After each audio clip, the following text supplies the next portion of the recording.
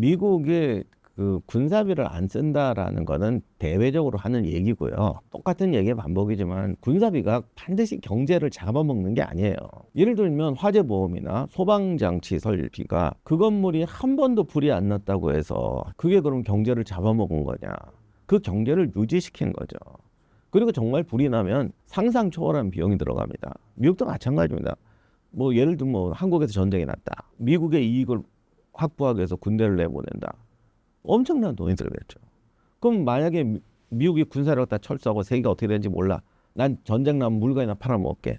이랬다가 정말 전쟁이 나면 물건 팔 데도 없어지고 그 다음에 결국은 미국의 이권을 위해서 개입해야 되기 때문에 더 많은 비용을 써야 되게 되는 거죠. 그러니까 지금 미국이 군사력을 줄이고 뭐 니들을 해라 하는 것도 다 계산 속에서 하는 거지. 내 군대 없애고 경제적 부흥을 노리겠다는 발상 자체가 맞는 말이 아니고요.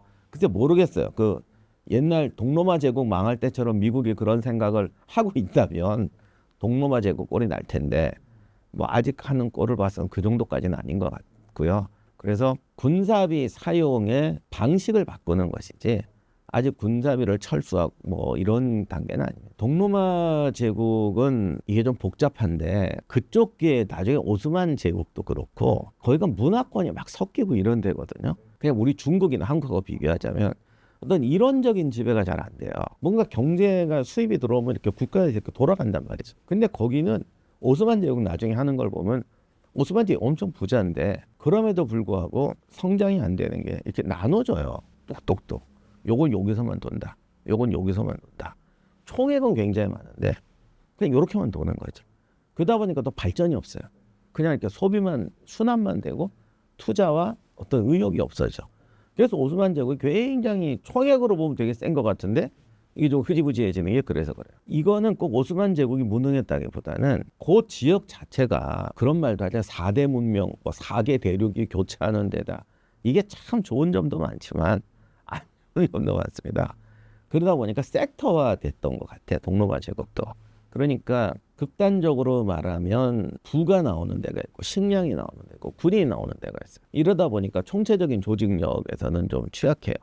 그나마 버티다가 오스만 제국이 세져서 군인과 식량이 나오는 지역이 떨어져 나갑니다. 특히 아르메니아 상실이 컸는데 그러다 보니까 제국이 군대와 군사비, 식량, 군량이라는 측면에서 나오던 데가 없어진 거예요. 그럼 이거를 어떻게 다른 식으로 경제를 재편해서 해야 되는데 사람이 그렇잖아. 뭐가 똑 떨어져 나가면 그냥 없이 사는 거예요. 근데 평화가 오래 계속되고 그런 섹터화가 오래 진행되다 보니까 그렇게 섹터화되면서 살았고 그러다 보니까 인간이든 국가든 생존에 대한 욕구가 없어지는 경우는 없죠. 근데 그 생존을 위해서 내가 어떤 노력을 해야 되느냐. 이런 부분에서 선택적 노력을 하게 된다는 거죠. 좀 비유가 좀 안 좋습니다만 두 다리가 없으면 팔이 다리 역할도 해야 되거든요.